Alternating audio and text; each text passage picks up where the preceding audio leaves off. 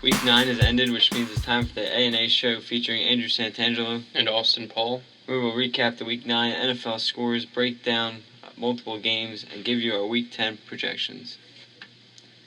To start off the show, we'll go through the Week 9 games. The Thursday night game last week was the Falcons over the Buccaneers. The Ravens beat the Steelers. The Cowboys blow out the Browns. The Chiefs over the Jaguars. The Dolphins come back to beat the Jets. The Lions over the Vikings in overtime. The Giants over the Eagles. The Panthers beat the Rams in a close game. The Saints over the 49ers. The Colts upset the Packers. The Chargers beat the Titans. And the Raiders beat the Broncos on Sunday Night Football. And then in the Monday night matchup, the Seahawks beat the Bills.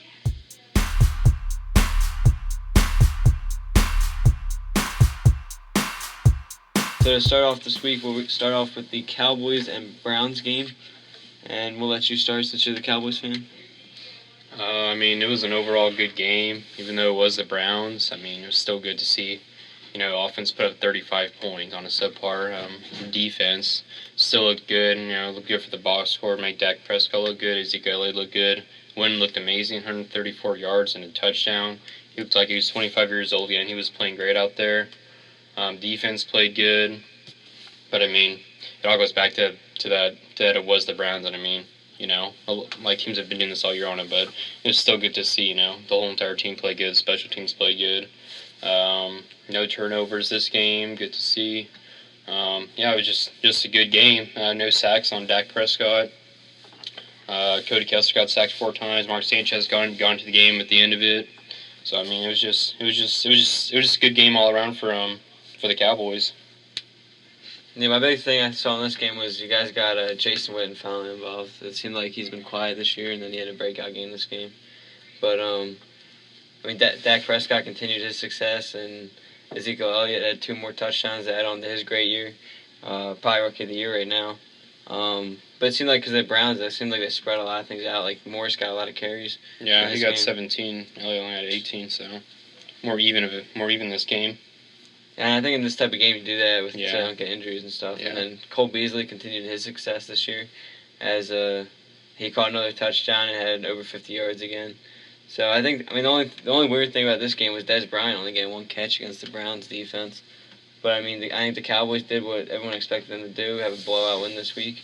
And Cowboys continue to look like the best team in the division, and maybe arguably the best in the conference. But we'll see how that goes further down the road. Yeah, you said Dez struggled. He did struggle, but also, it didn't really help that there was 2 non-called pass interference penalties on the Browns. There's 2 times it was blatantly obvious that they just held his arm and nothing was called, and I think, that was, a major missed call. But, it's okay. It didn't really affect the outcome of the game at all, but, it still would have been nice to see Dez Bryant get those calls, where his arm was obviously held by Joe Hayden. Twice. One of them was for a touchdown. Could have been. Wasn't called. So, it made Dez Bryant look bad just because they only have 1 catch on 4 targets. But Cowboys are winning. You can't complain if you're a Cowboys fan because right now we're 7-1. So there's nothing to complain about for me. Just great game. Really spread the ball around. Dak Prescott 21 for 27 passing. Played great. I think that his first rookie ever to have 7 of his first 8 games over 100 quarterback rating to start out a career. So that's pretty cool to see. He broke Troy Aikman's record for most rookie passing touchdowns in a year. It was just a good game. Elliott played good, 92 yards and only 18 carries. Very efficient day for him. The defense played great. Sean Lee got 10 total tackles. 3rd straight game in a row. It was great to see also Malik Collins get 2 sacks. Maybe his coming out party, first real game of a lot of game action. So that was good to see. Rookie, Leonard Scoggins played good. Just everyone played good this game against the Browns. So it was a great team win. Yeah, you can't really ask for much more. Big game next week against the Steelers. That'd be a tough game. So, the Cowboys have a ton of momentum going into that game on the current 7-game win streak. And honestly, it could be 8-0. Yeah, they could be. But I mean, I don't know. Defense looked impressive again. So I mean, Cowboys are clicking. The chemistry's there. We'll see. I see what happens with Tony Romo. I think he's close to being back. So we'll see who they go with against the Steelers. I mean, as far as the Browns season goes, they're 0-9 now. Cody Kessler came back. He didn't play that bad. Only having 8 incomplete passes, 200 yards and a touchdown, no interceptions. But I mean, I guess it's what we expect with the Browns, a bad team. I mean, I don't really know what else to expect from them. I just don't know if they can win. I just don't know if they can win a game all year. I mean, if you look at their schedule, they got the Ravens. Could be a tough game. Ravens have really good defense. Steelers are good. Giants are good. Bengals are good. Bills are, kind of an underrated team. Chargers are good, and Steelers are good. So, I mean, I don't know who they could be. I think their best chance to win would probably be against the Bills. But I mean, I just don't see them winning any games this year. Unless I mean, I've been shocked before, so I mean, it could happen, but I don't know. It's gonna be very difficult for them to win, especially because they just haven't played great all year. I think it's still a game against the Bills or the Giants, honestly. Yeah. Depending on which Giants team shows up, because they're a week-to-week basis team. Yeah, but I mean, if based on like what I've seen from the Browns, I just don't see them winning a game. I mean, they've given up 25 or more points in all 9 games, so that's pretty bad. I mean, you just can't win whenever you give a 25 or more points every game. So, I mean, based off that, I just don't see them winning, especially because of their quarterback situation. I mean, Cody Kessler, rookie, hasn't, he's played okay, he hasn't played great. I mean, just nothing else you can say right now. I mean, Browns are just not that good, and they're probably getting number 1 overall pick. Maybe this time actually, keep it and draft a quarterback. I mean, they'll have multiple first-round picks this year. Yeah. They have the Eagles. They'll have their own at number 1. Yeah. The Eagles, the way it's looking, could be top 15, top. Yeah, it could be mid-round. Yeah, mid-pick. So, I mean, Browns can improve in this draft. Just whether if they actually, pull the trigger. Make the right decisions. Yeah. I mean, if they have the first pick, the quarterbacks will be there to get it. Yeah, Deshaun Watson, Mason Rudolph even, if they really wanted to go that route. If he comes out of the draft, or if he goes out for the draft. Yeah, olives, but But based off that, I mean, Browns probably going to number 1 overall pick, probably get a mid-round pick from the Eagles. I don't think they have any more picks, do they, in the first round? I don't think so, but they also have a second-round pick, right, from the Eagles? No, not this year. Next year? It might be next year. I just know the Eagles still have their second-round pick for this year, so I don't know what happened to that. But yeah, I mean, they're gonna have a couple decent first-rounders, so maybe maybe they pull a trigger on one of those. Maybe they trade one of the picks and get an established player who they know is good and who is going to produce. So, I mean, it's gonna wait to see on that. I mean, still have draft is in May. I mean, April. You still got a while to go until then. So, but I mean, looking like how they are, probably a number 1 overall pick and maybe mid-round pick. So that's gonna be interesting to see what happens with that. But I mean, they're struggling. I mean, Corey Coleman came back. That was good for them to see. 3 catches, 41 yards. Terrell Pryor played good, 47 yards, a touchdown.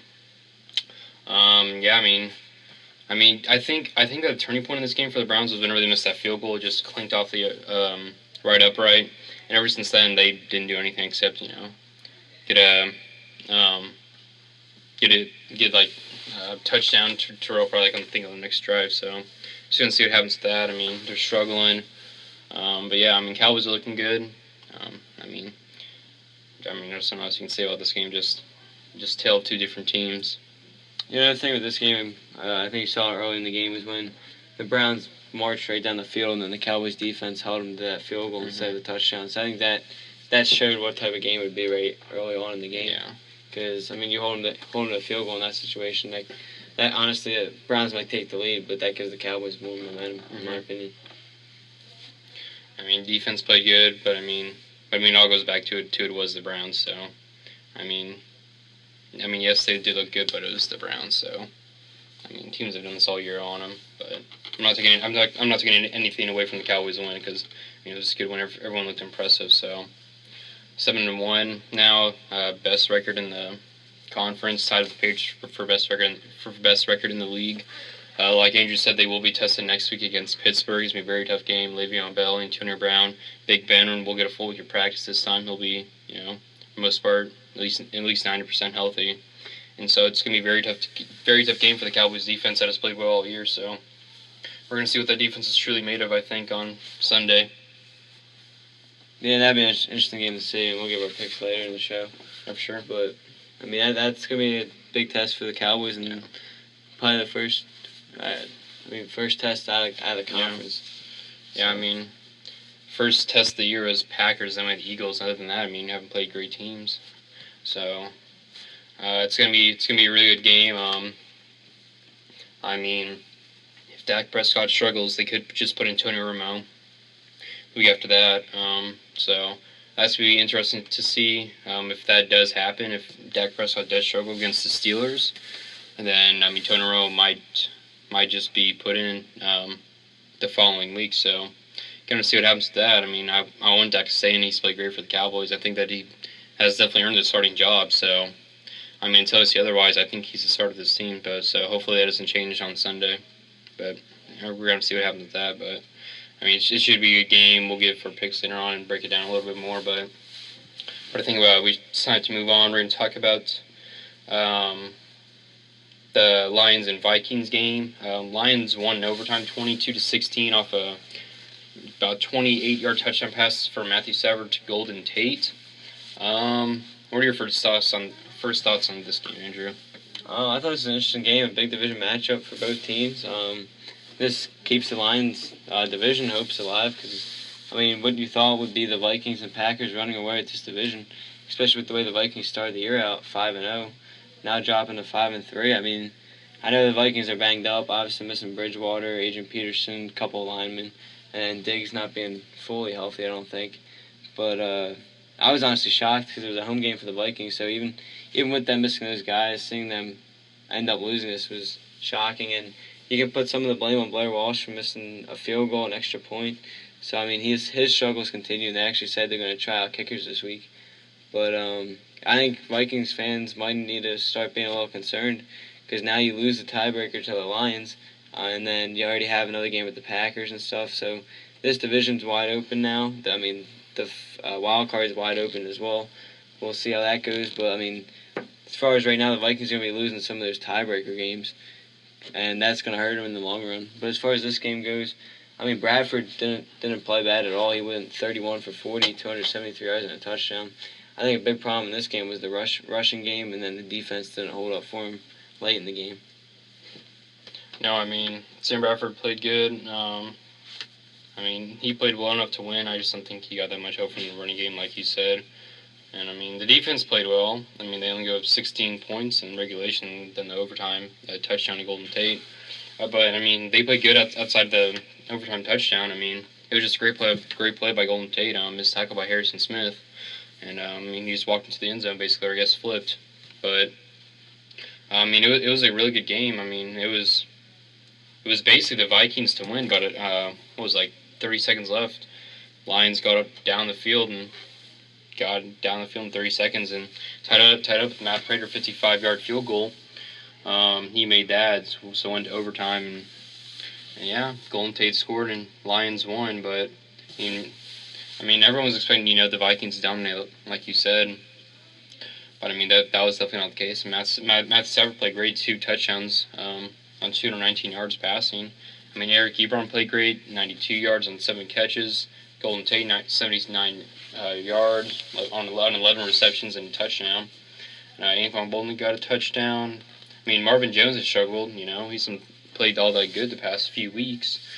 And he struggled again this game, but I mean, that's going to happen whenever you go against Vikings secondary.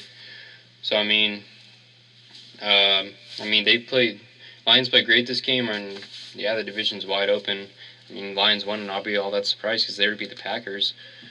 Right? Yeah, they did. Yeah, they did. And then, yeah, so, I mean, they beat them, and now the Vikings and Lions are looking pretty good. Yeah, I mean, going forward, I don't know who wins this division in your eyes? I think when it's all said and done, I think the Vikings find a way to win just because of that defense. I think I'm gonna give right now give the edge to the Packers. I know they've been struggling a little bit, and especially with the loss yesterday to the Colts. But I mean, they got another head-to-head matchup with the Vikings in Green Bay this time, I believe. So I think Packers find a way to take that game, and I think Packers are overall better than the Lions, both ends of the ball. So I think it's gonna come down to Vikings and Lions for the wild card. Yeah, I mean that'd be pretty good. I mean Eagles also probably in the mix, and Giants also in the mix for the wild card spots.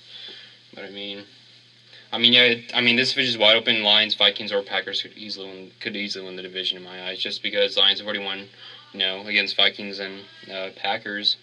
Vikings already beat the Packers. I don't think Packers have beaten either of these teams right now, but they still have another head-to-head matchup with both of them.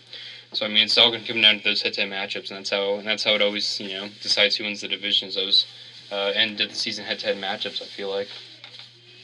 Yeah, that's what's fun about the division games. I mean, they decide basically the division, especially when they're this close. And you'll see that in this division, the NFC East, usually is whoever wins the most division games. So it's shaping out to be a good end of the year as far as NFL goes, with a lot of close matchups. But I think people were making fun of it. I mean, Lions got off to that slow start, and everyone was saying everyone was taking the Lions pretty easily. But I think it's time to start paying more attention to them. I mean, like you said, Jones struggled in this game, so if they get him back going, along with Tate having a good game yesterday, and then they get the tight end Ebron in the mix, I mean, they could have a dangerous offense, especially with Stafford, who probably is one of the more undervalued quarterbacks in this league. Mm-hmm. And I mean, he's shown it with some pretty good wins so far this year, and going forward, I would expect more from this Lions team now that they're playing well, and you could see them sneak into the playoffs maybe. But their defense isn't all that good, so I think it's all going to come down to that. If their defense can, get it going. I mean, I know they only give 16 points, but Vikings are really known for the offense this season with the losses of Adrian Peterson and Teddy Bridgewater. So I mean, the defense played well this game, but I mean, they're going to have to play well like this every game for them to make the playoffs, especially whenever they have to play the Packers again. So that's going to be big. But yeah, I mean, Vikings played great this game. Can't take that away from them. They beat a very good football team, and the Vikings on the road. So, I mean, like you said, they should be taken seriously now, and I would have to agree with that.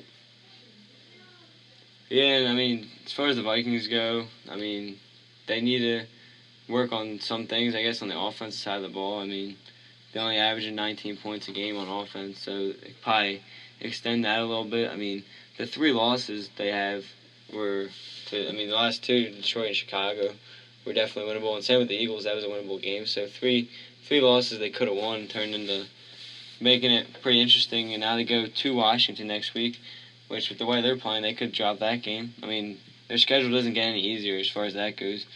I mean, they play Detroit again on Thanksgiving, so a couple weeks that'll be the real matchup you'll see in Detroit, who can pull that game off. And that'll probably decide who out of those two we would get the tiebreaker in the wild card. Yeah, it's going to be a good end to the season, I think. Like all the divisions are relatively close, so I mean it's going to be a good end to the season. We just have to wait and see what happens, how it all shapes out. But I mean, looking like it's going to be a pretty close race between all the divisions, pretty much. Yeah, just take out the the AFC East, I guess, with the Patriots. They got that pretty much locked out, and then the other ones are pretty close. NFC East is even open. I mean, what are the Giants only 2 games behind right now, I think, for the Cowboys. So it's going to be good to see what happens with all that stuff. Yeah, and then I guess we move on. Yeah. Move on to the Colts at Packers game, where the Colts beat the Packers 31-26, in which most people would consider this an upset. I mean, with the way the Colts are struggling this year, I would expect the Packers to win that game. Aaron Rodgers had 297 yards, 3 touchdowns. He did throw 1 interception, but I don't think you can put this game on Rodgers. I mean, you saw a special team struggle for the Packers. Gave up an early kickoff return touchdown, which was the first play of the game. So the Colts came out firing on the special teams end and didn't back down the rest of the way. I mean, the Colts jumped out to a big lead, and then it was 24-10 at halftime. Packers were playing catch up the rest of the way and just couldn't find a way to tie it up. I mean, Andrew Luck put him in good position for the Packers, to score. I mean, he had 2 picks in the first quarter, and Packers only got field goals on both of those, and I thought that was pretty huge for the Colts defense to stop Aaron Rodgers both times, on their own side of the field. So that was pretty big for them. Frank Gore played good, 2 touchdowns on 19 carries. But Packers had a chance to win. They just cannot capitalize on those chances that Angela gave them, those 2 picks in the first quarter. They really should have capitalized on those, and I think they would have. If they would have, then they would have won this game convincingly. So, but they didn't. That's why they lost the game, I think. Yeah, it's a mix of that, and I think they need to get more going from the rushing game. Obviously they're missing James Starks, they're missing Eddie Lacy, so they really don't have a true running back. They're moving Ty Montgomery from receiver to running back. He had 7 carries. He had 53 yards, which isn't too bad on 7 carries. But, you'd just like to see more of a chance, more running back to go to in that situation where you can trust rather than having to have Rodgers throw 43 passes every game. Then you have Rodgers go for 6 rushing attempts, so even he's getting more involved in that. And I think the Packers, Randall Cobb needs to find a way to get more open, only catching 2 passes in this game. So, he was coming off an injury, though, so. That is true, but, I guess they spread the ball around well, going to Nelson, Rodgers, Adams. It was a game the Packers probably should have been able to win, especially at Lambeau Field, which you don't see them losing too often, and then I think this is their second or third loss at Lambeau. Yeah, this they lost season. to the Packers, now the Colts. So, yeah, those are their 2 losses. I think you got to give a lot of credit to the Colts. Everyone's starting to count them out with their struggles, and they come into this week with a big win. Luck played well enough to win, but threw 10 interceptions, which is to clean up. Frank Gore had 2 touchdowns, so Colts played well in most areas. The defense did well enough to win the game. Giving up 26 points isn't the best performance, but against an offense like the Packers, that is pretty good. So, going forward, I think Colts could make some noise down the stretch, especially in their division with the Texans, Titans. That division's wide open as well. Yeah, who do you have winning that division right now? Just because of the starts they had, I would have to stick with the Texans, just because of getting off to the start they got in. The Colts do have a losing record still, so the Colts find themselves a game and a half back, as the Colts still have their bye week. But right now, I'd still lean towards the Texans to win that division. Yeah, I would too. Just because, they have more weapons on offense, I feel like. Lamar Miller is good. Brock Osweiler is still trying to prove himself. They also have one of the best receivers in the NFL in DeAndre Hopkins. Also Will Fuller's looking good.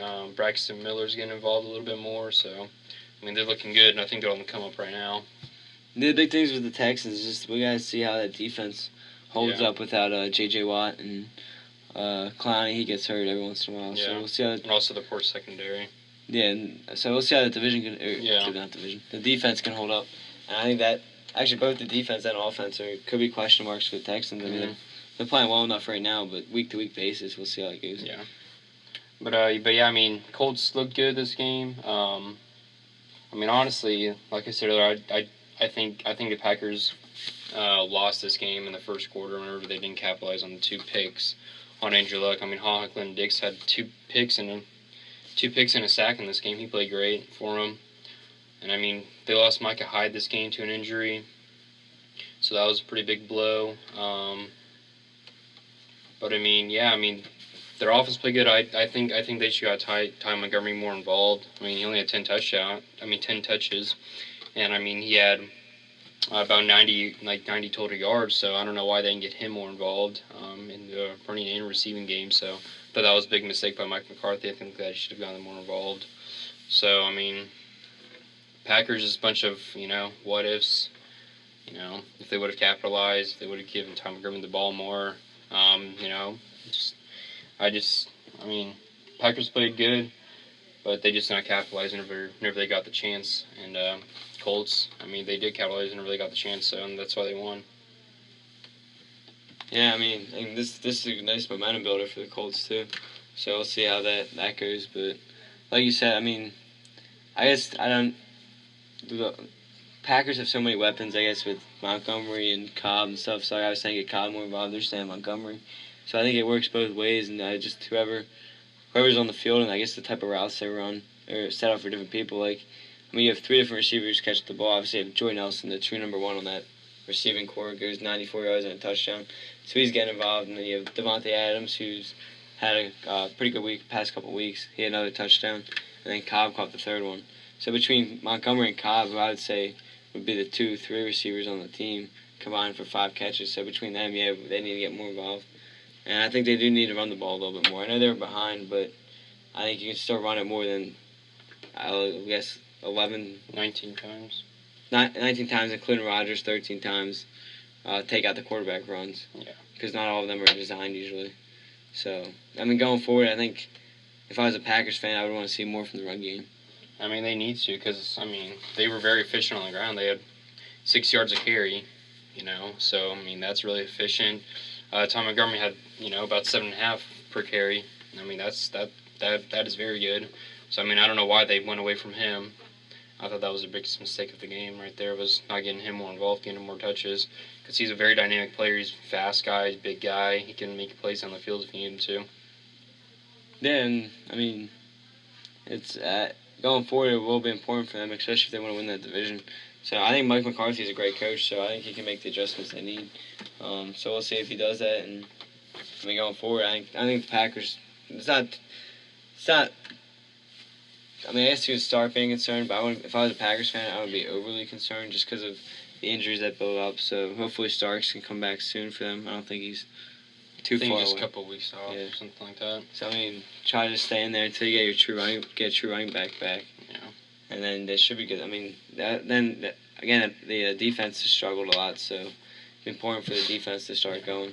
And another thing about the running game is like teams are just going to start playing the pass against the Packers because I mean if they're not going to run the ball, then teams are just going to play pass defense the whole game and make the Packers run the ball.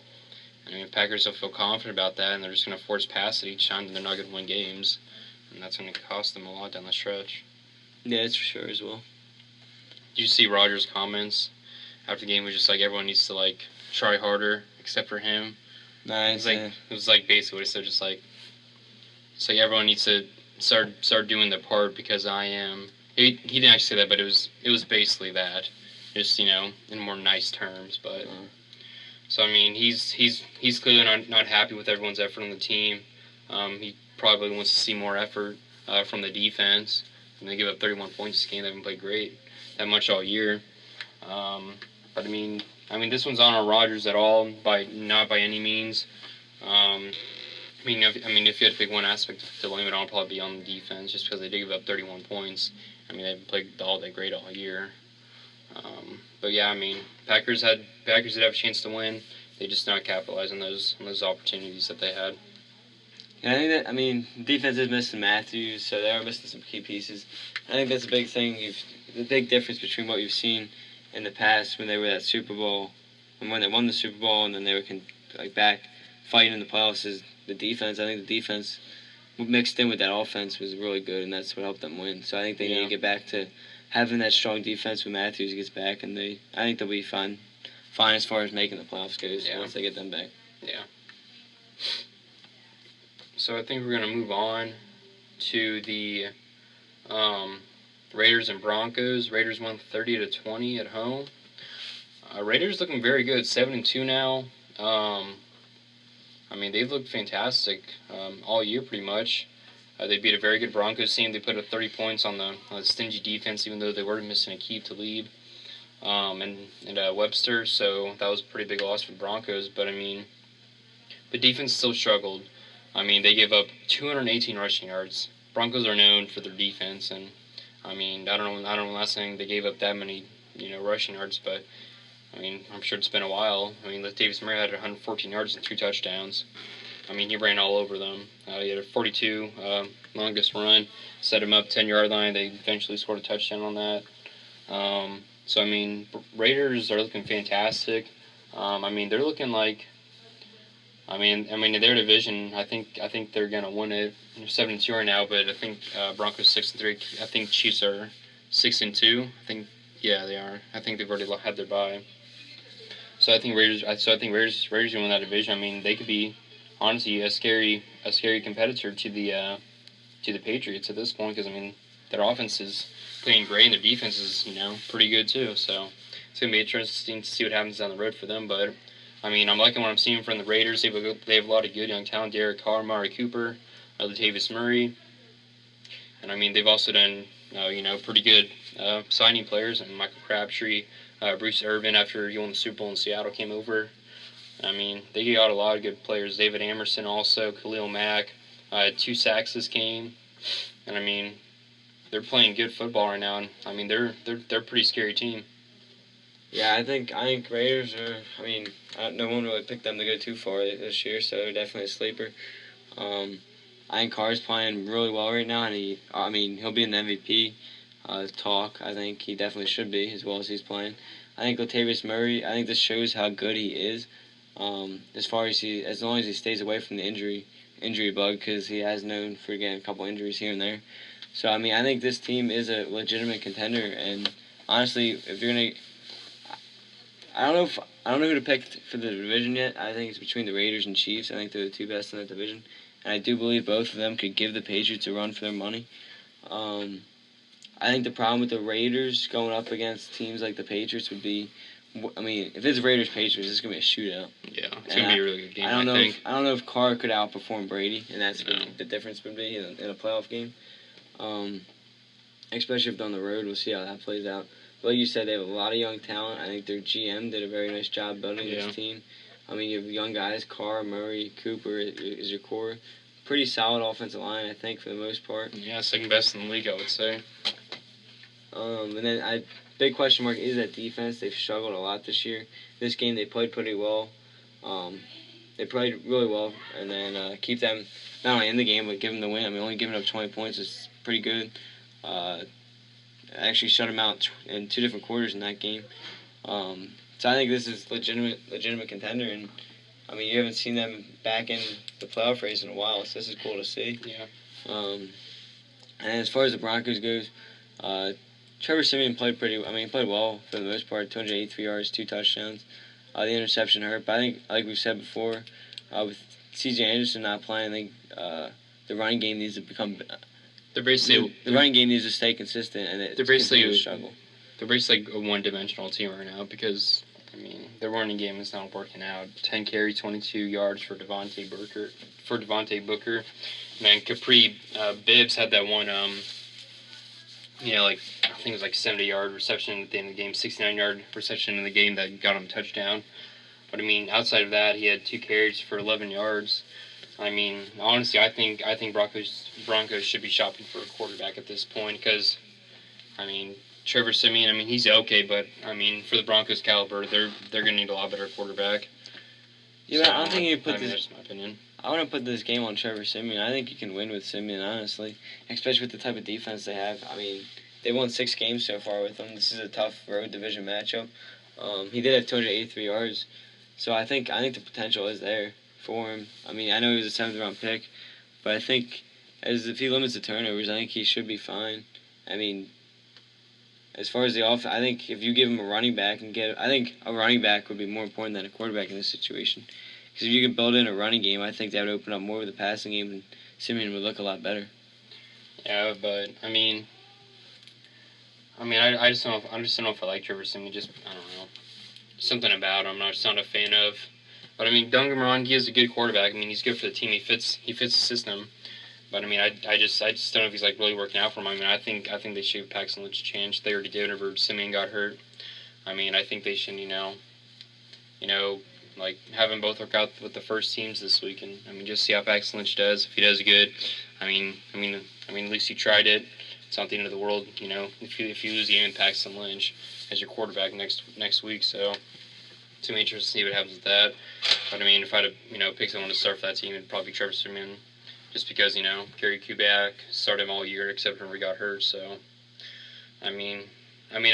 I just think that they need to address the quarterback or the running back situation that they have going on, like what Andrew said. So it's going to be interesting to see what they do with that. Gary Kubiak's a great coach, though, and I think that he will find a way to win, though, in the very end for him. So I mean, it's gonna be really, really, really interesting to see what happens with this division. 7-2 Raiders, 6-3 or 6-2 Chiefs, and now 6-3 Broncos. I think it's gonna be a really good division at the end of it. Yeah, I think whoever wins the I don't know if they've already played each other yet this year, but I think whoever wins the matchup between the Kansas City and Oakland will win the division.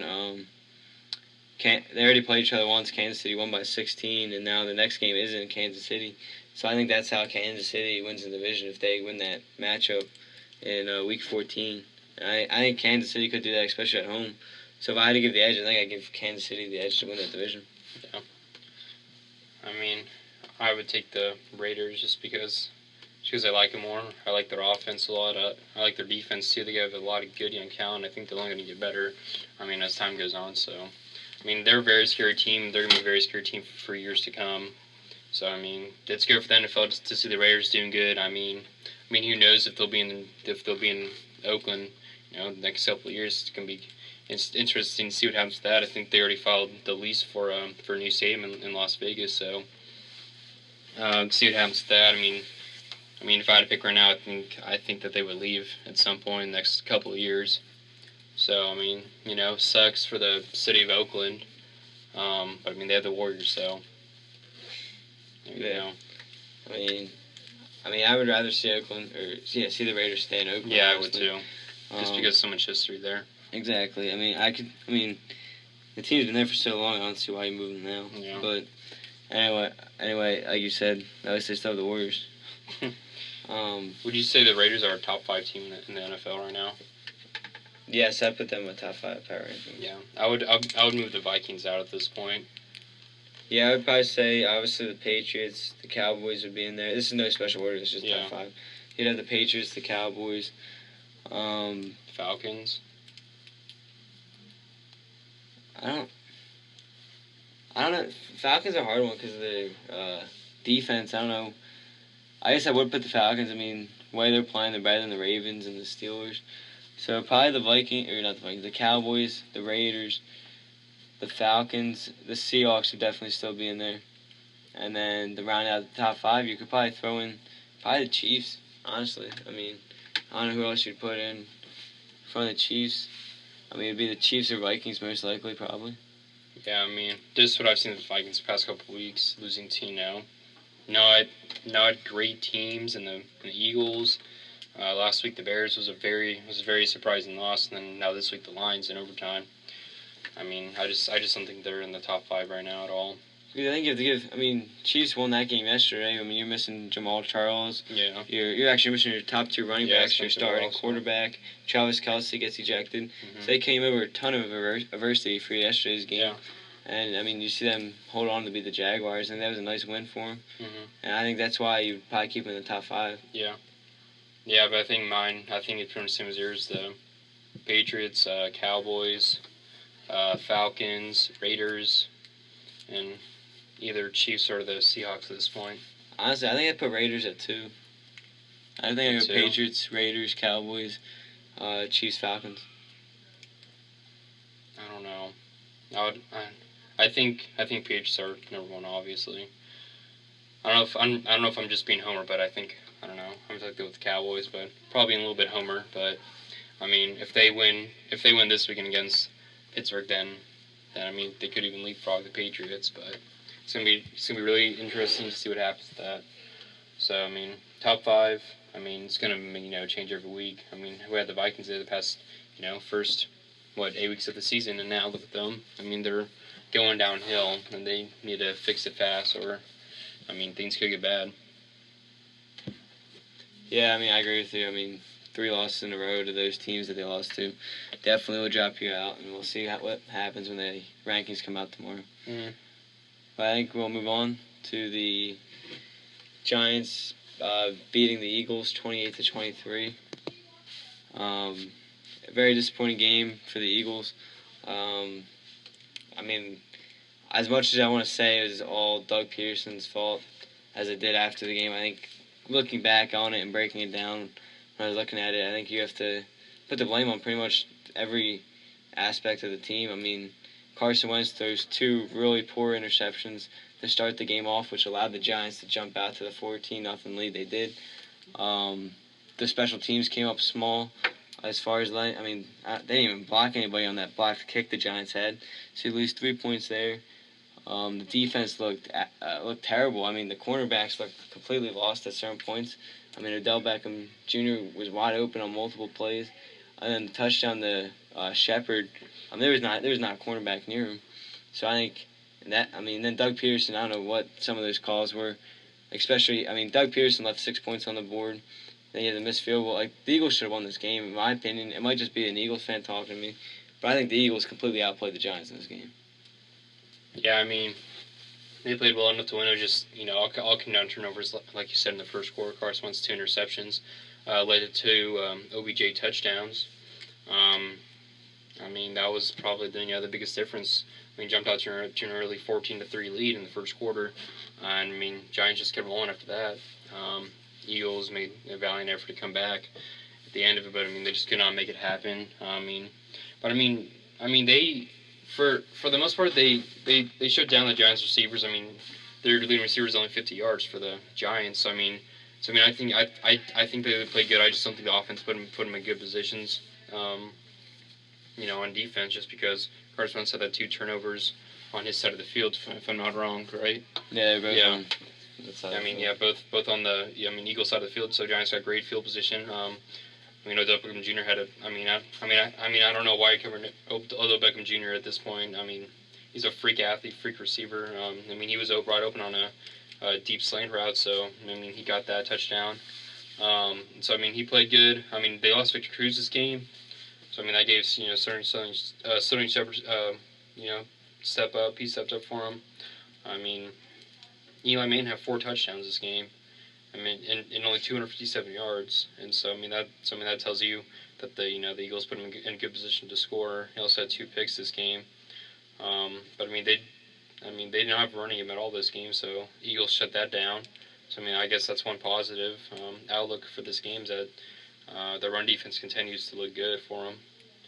And so they had a chance to win. They just got out to a first quarter deficit, and they just cannot rebound from it. Yeah, you saw finally Zach Ertz got involved, 97 yards. That was good to see. Maybe finally see some chemistry between him and Wentz.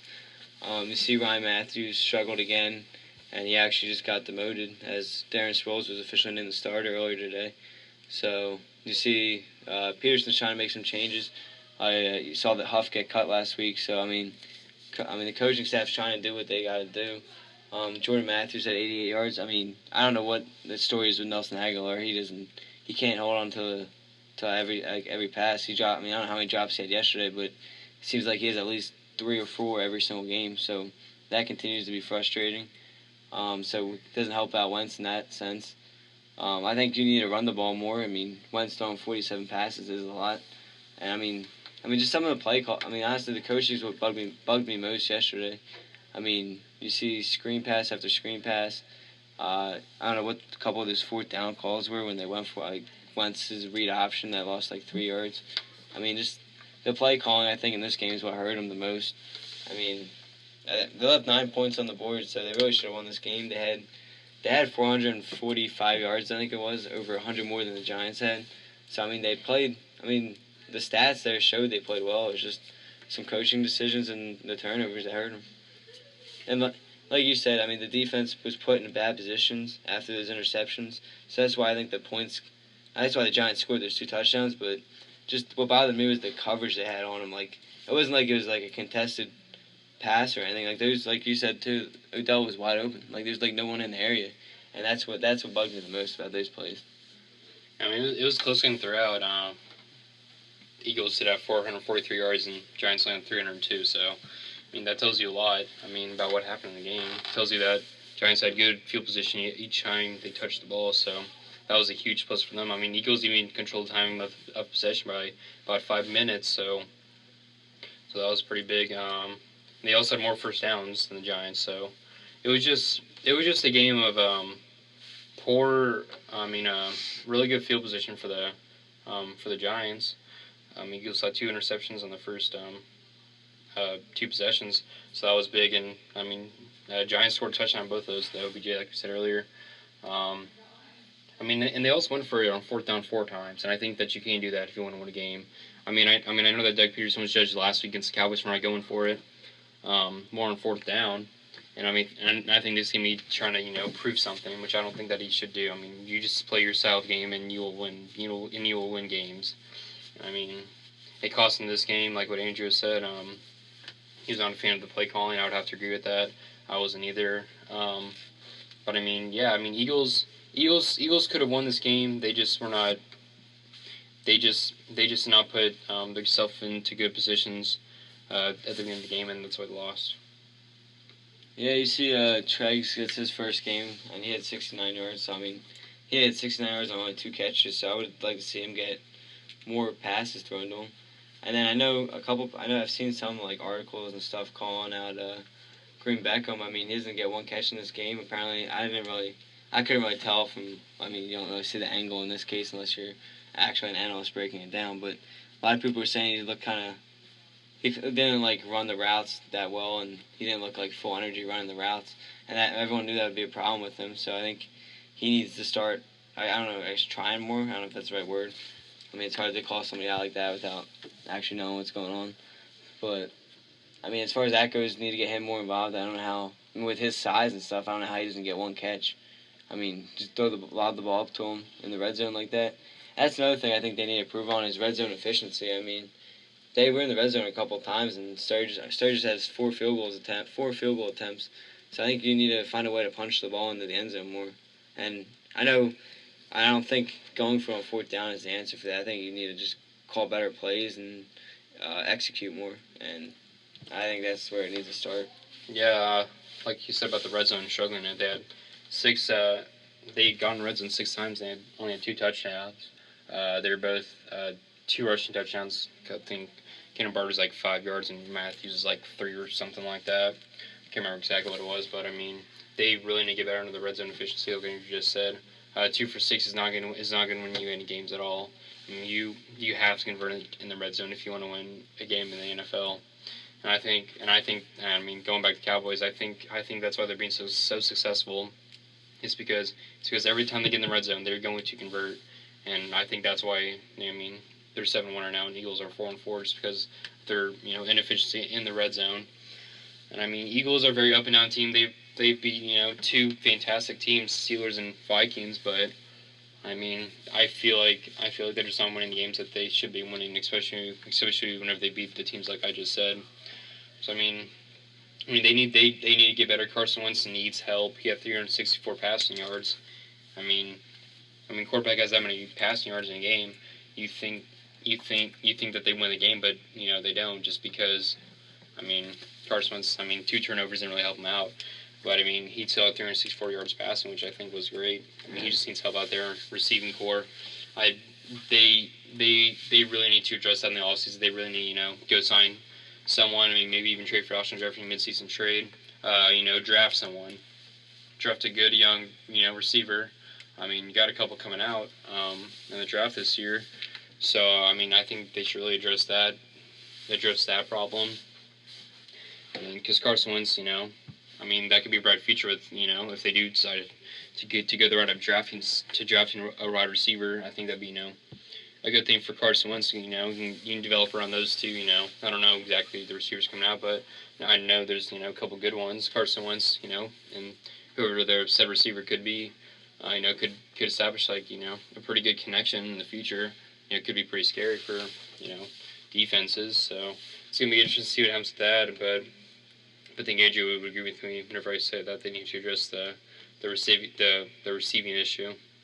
Yeah, I completely agree with you. I've told a couple people this. My dream scenario, it's just a dream, but Alshon Jeffrey's a free agent, so my dream would be lock him up, sign him to a big deal. Yeah, give him whatever he wants. Yeah, give him whatever he wants, and then trade for. I mean, there's a couple rumors before the trade deadline last week. Trade for Torrey Smith, give up 3rd-round pick and say Aguilar, because I know Chip Kelly still likes Aguilar. He drafted him, so give up Aguilar and like a 3rd-round pick for Torrey Smith, and then you go in next year with Alshon Jeffrey at 1, Torrey Smith at 2, Jordan Matthews at 3, and DGB at 4, and I think that's a pretty solid receiving core. Yeah. And then still have Ertz and Selleck, and then that way you can spend your 1st-round pick on a running back, because I mean if the Vikings keep losing, that's gonna be mid first round as well, and you could pick up what's his name, Cook from Florida State. Dalvin Cook. Yeah, Dalvin Cook, Leonard Fournette. or Christian McCaffrey. So I think because I mean, there's a lot of options. There's a lot of running backs next year, so that'd be my dream scenario. But yeah, I just like I said, it's a dream. I just think it happen. Yeah. I mean, even if Austin Jeffrey would probably be a free agent, he would probably leave Chicago. I mean, who would blame him at this point? But I mean, even if it's just a 1-year deal with Alshon Jeffrey, it would be great for Carson Wentz just because he would have the confidence to throw to a guy like that. I mean, in the long run, Carson Wentz would gain more confidence in himself and his receivers. Even if Alshon Jeffrey stays for 1 year and leaves, it would still be great for him just because he could use that have like a good guy who could give more confidence in himself. And yeah, I just think that'd be really good for him. So I mean, it's gonna be interesting to see what happens then in the offseason, especially trade deadline passed. What was it, last week? Yeah, last week, and so I mean that's gone, and I mean they kept their core receivers, and I mean, and I'm sure that they talked to the 49ers and the Chicago Bears about Torrey Smith and Alshon Jeffrey, but I'm assuming maybe the asking price was too high. Maybe they wanted someone like a Jordan Matthews and like a second round pick. I don't know the details of it, but I mean Eagles need to address that if they want to start winning more games. Yeah, great. I don't know all the details, but I did read the 49ers wanted at least a third round pick for Torrey Smith. I don't know if they were asking for a player as well or just a straight up third round pick. But if it was a straight up third round pick, I would have did that in a heartbeat with the receiving core the Eagles had. But I mean, it's not like they're going at all this year. So I mean, can't really be mad about that. So. No, I agree. Get that chemistry now, and that way they're ready for next year. Yeah. Yeah, it's gonna be interesting to see what they do in the offseason with that. Yeah, hopefully they do something. I mean, yeah, they need it. Cowboys on the come up, so watch out for that. Yeah, I mean both teams are. So we'll see. Especially two rookie quarterbacks. We'll see what happens. I mean, I just can't really. I mean, everyone's between the Eagles, Giants, and Redskins. They're all within a game, and the Cowboys are 2 up on the Giants. Mm-hmm. So we'll see how that goes. Yep.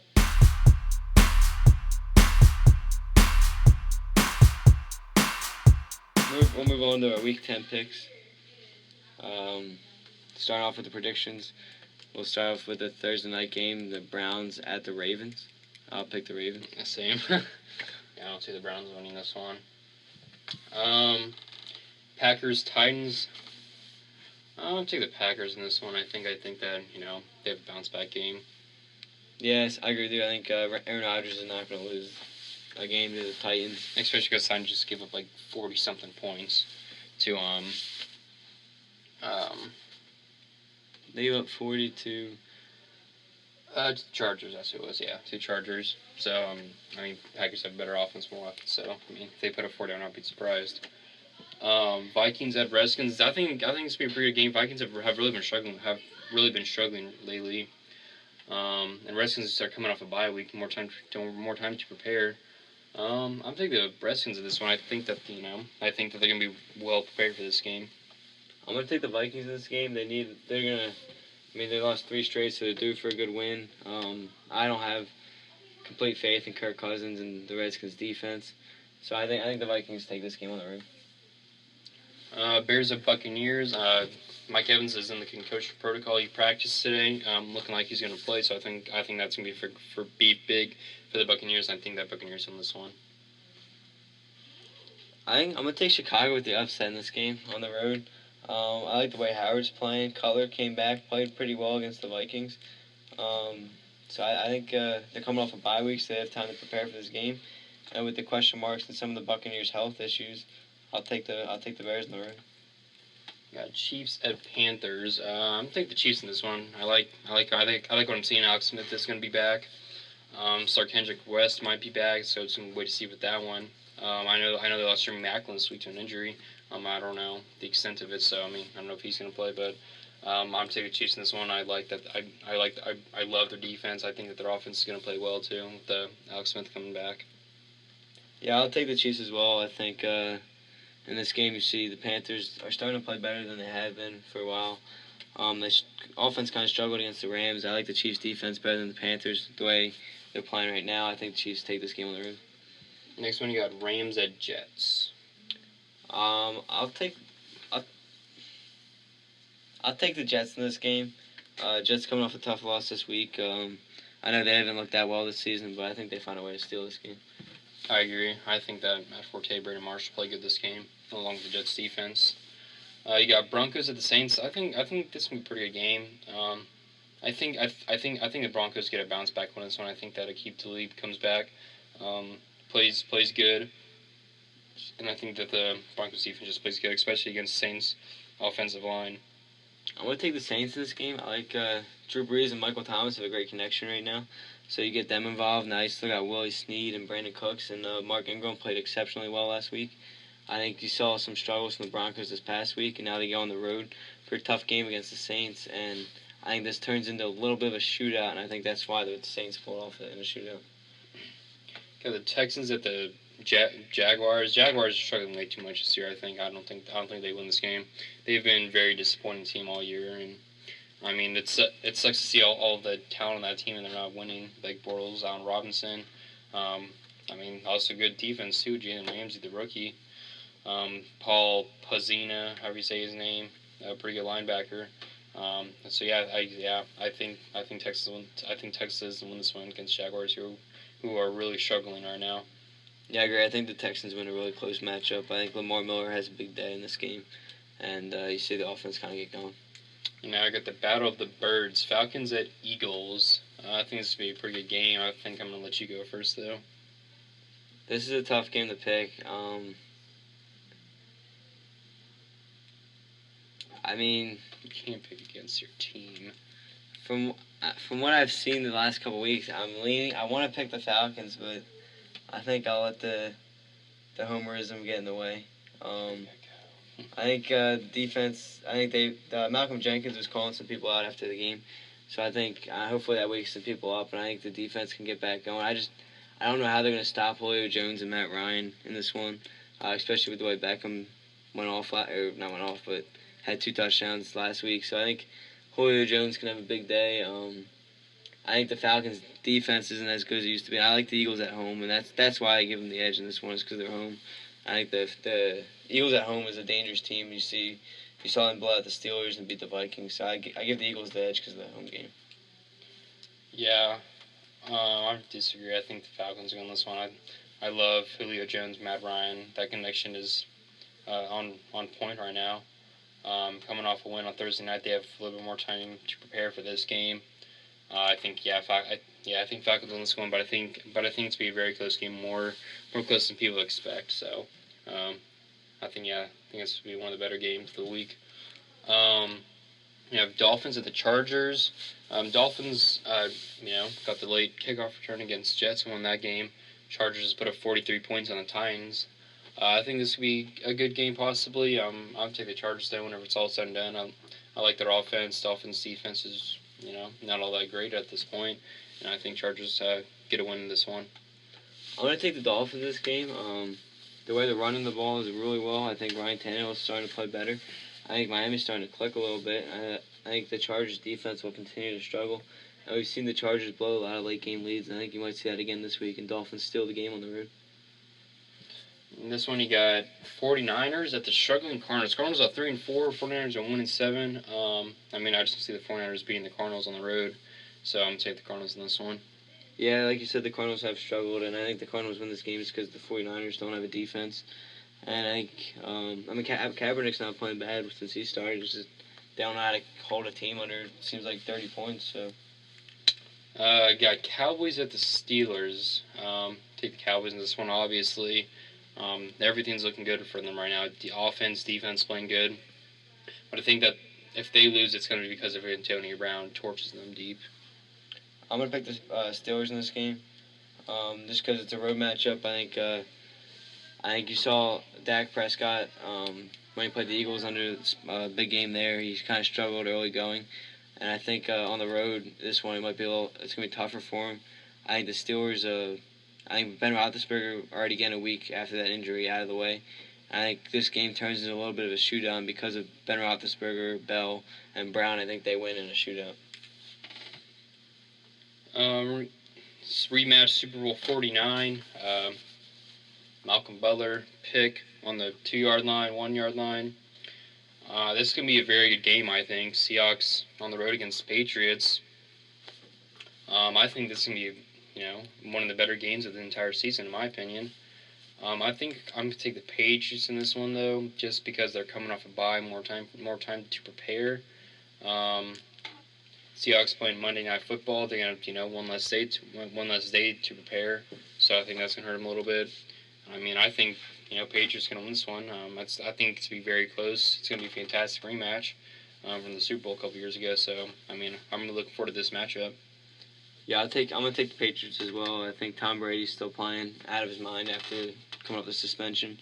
I think the offense. I think Seahawks defense isn't going to be. I think it's going to be a little letdown for Seattle fans in this game. And this game turns into a little high scoring, and I'll say Patriots win this one at home. Monday Night Football, you're going to have the Bengals at the Giants. I think Bengals are going to win. I think A.J. Green has a good day. And yeah, I think that's why they win.